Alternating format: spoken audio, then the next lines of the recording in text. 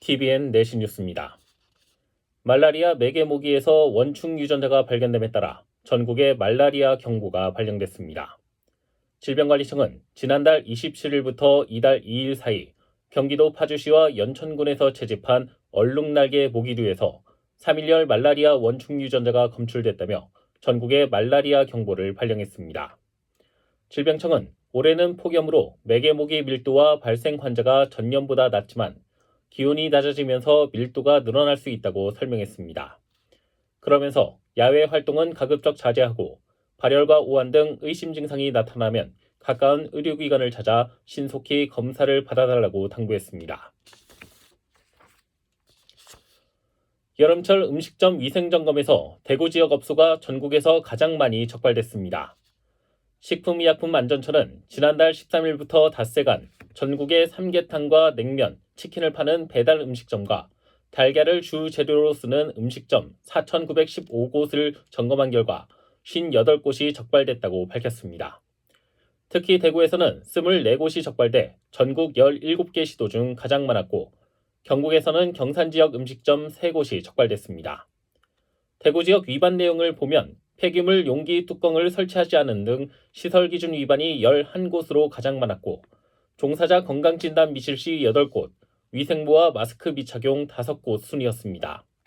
적발된 업소는 관할 지자체가 행정처분을 한 뒤 6개월 안에 개선 여부를 확인할 계획입니다. 행정안전부는 에어컨 사용 시간이 늘어나면서 관련 화재가 잇따르고 있다며 주의를 당부했습니다.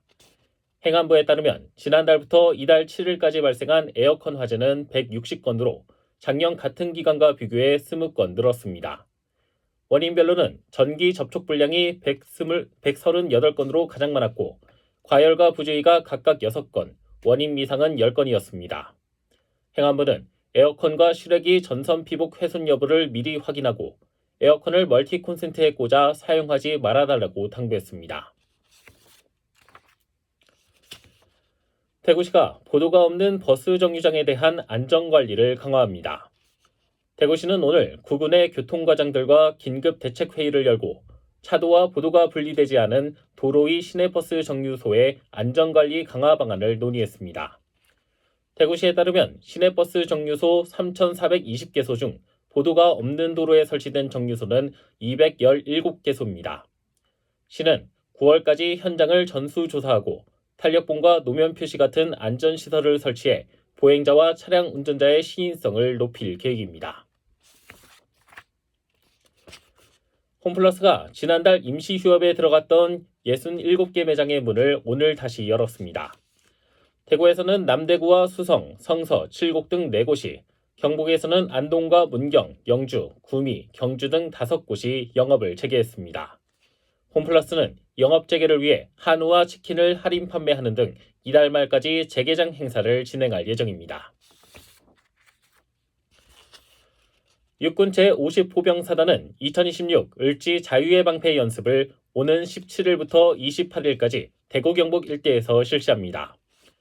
연습에는 군을 비롯해 지자체, 경찰, 소방 등이 참여하며 이 기간 실제 병력과 장비가 이동하고 공포탄과 연막탄도 사용됩니다.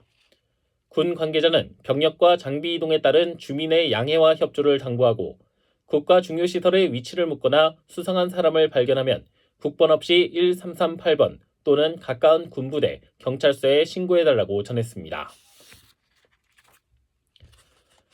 대구시 교육청은 2학기 개학을 맞아 초중고 전체 학교를 대상으로 생활지도를 강화합니다. 대구교육청은 청소년 사이버 도박과 사이버 폭력, 학교 폭력, 보이스피싱 등을 중점 지도 대상으로 전하고 각 학교 누리집과 가정통신문을 통해 예방 홍보를 실시합니다. 또 대구경찰청과 함께 학교 폭력과 청소년 비행에 공동 대응하기로 하고 교육 지도에 집중한다는 방침입니다. 한편 경찰청은 사이버 도박에 연루된 청소년을 대상으로 자진 신고 접수를 이달 31일까지 받을 예정입니다. 날씨입니다. 말복인 내일 대구 경북은 오전부터 저녁 사이에 소나기 내리는 곳이 있겠습니다. 내리는 비의 양은 5에서 40mm로 예상됩니다. 내일 아침 최저 기온은 20도에서 23도, 낮 최고 기온은 28도에서 35도 분포를 보이겠습니다. 신건입니다. 내신 뉴스를 마칩니다. TVN